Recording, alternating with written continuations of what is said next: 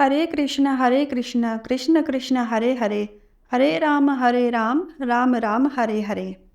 नमस्कार दोस्तों, आज की इस वीडियो में मैं आपके लिए लेकर आई हूँ भगवान श्री कृष्ण की एक बहुत ही प्यारी लीला का वर्णन। श्रीमद् भागवतम में बताया गया है कि गोवर्धन पूजा कार्तिक के कृष्ण पक्ष के तुरंत बाद ही हुई थी। तत्पश्चात भैया दूज संपन्न हुई। तब इंद्र का कोप प्रदर्शित हुआ, जिसमें मूसलाधार वर्षा तथा उपल वृष्टि हुई एवं श्री कृष्ण ने 7 दिन तक यानी कि नवमी तक गोवर्धन पर्वत को धारण किया। फिर दशमी को वृंदावनवासी आपस में श्री कृष्ण के अद्भुत गुणों का वर्णन कर रहे थे और अगले दिन नंद महाराज ने एकादशी व्रत रखा। अगले दिन द्वादशी को नंद बाबा गंगा स्नान करने गए, जहाँ वरुण के एक दास ने उन्हें बंदी बना लिया और फिर कृष्ण ने उन्हें मुक्त कराया। तब ग्वालों सहित नंद महाराज को आध्यात्मिक आकाश का दर्शन कराया गया। इस प्रकार शरद ऋतु की पूर्णिमा बीत गई।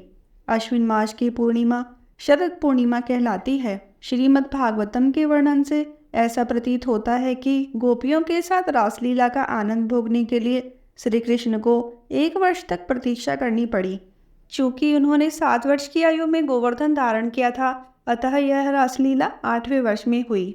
जब श्री कृष्ण ने देखा कि शरद ऋतु की पूर्णिमा की रात्रि आ गई और शरद ऋतु अनेक मौसमी फूलों, विशेषतया मल्लिका फूलों से सजी हुई है, जो कि अत्यधिक सुगंधित होते हैं, तो उन्हें देवी कात्यायनी के प्रति गोपियों द्वारा की गई प्रार्थनाएं स्मरण हो आई, जिसमें उन्होंने श्री कृष्ण को अपने पति के रूप में प्राप्त करने के लिए प्रार्थनाएं की थी।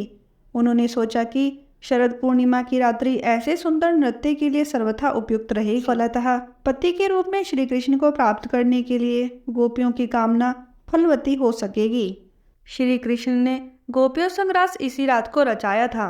इसके पीछे एक कहानी यह भी है कि कामदेव ने जब भगवान शिव का ध्यान भंग कर दिया था, तो उसे खुद पर बहुत गर्व होने लगा। वह भगवान श्री कृष्ण के पास जाकर बोले, मैं आपसे भी मुकाबला करना चाहता हूँ। भगवान श्री कृष्ण ने उसको स्वीकृति दे दी, लेकिन कामदेव ने इस मुकाबले के लिए भगवान के सामने एक शर्त रख दी। कामदेव ने कहा, इसके लिए आपको अश्विन मास की पूर्णिमा को वृंदावन के रमणीय जंगल में स्वर्ग की अप्सराओं सी सुंदर गोपियों के साथ आना होगा।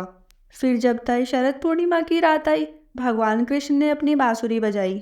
बांसुरी की सुरीली तान सुनकर गोपियां अपनी सुध खो बैठी। कृष्ण ने उनके मन मोह लिए। उनके मन में काम का भाव जागा, लेकिन यह काम कोई वासना नहीं थी। यह तो गोपियों के मन में भगवान को पाने की इच्छा थी।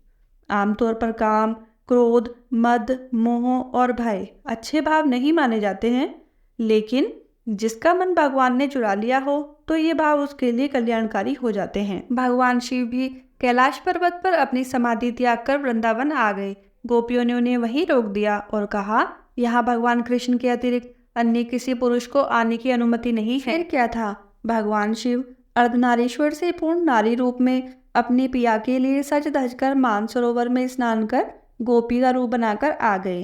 प्रवेश द्वार पर ललिता जी खड़ी थी। वह सभी गोपियों के कान में युगल मंत्र उपदेश दे रही थी। उनकी आज्ञा के बिना किसी को भी रास में आने की अनुमति नहीं है।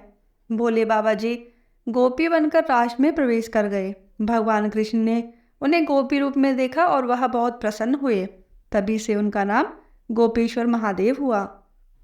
गोपी का अर्थ है जो भगवान कृष्ण के प्रति कोई इच्छा न रखता हो, वह सिर्फ कृष्ण को ही चाहती है, उनके साथ रास खेलना चाहती है। उनकी खुशी सिर्फ भगवान कृष्ण को खुश देखने में है।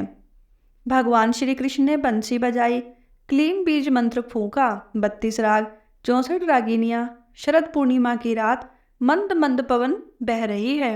राधा रानी के साथ हजारों सुंदरियों के बीच भगवान बंसी बजा रहे हैं।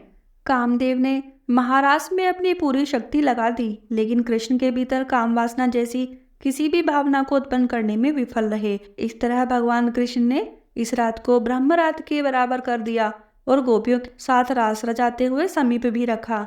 भगवान कृष्ण ने इस तरह शरद पूर्णिमा की रात कामदेव का घमंड तोड़ दिया। बोलिए मेरे श्री कृष्ण भगवान की जय, माँ राधा रानी की जय। आशा करती हूँ कि मेरी ये वीडियो आपको पसंद आई होगी।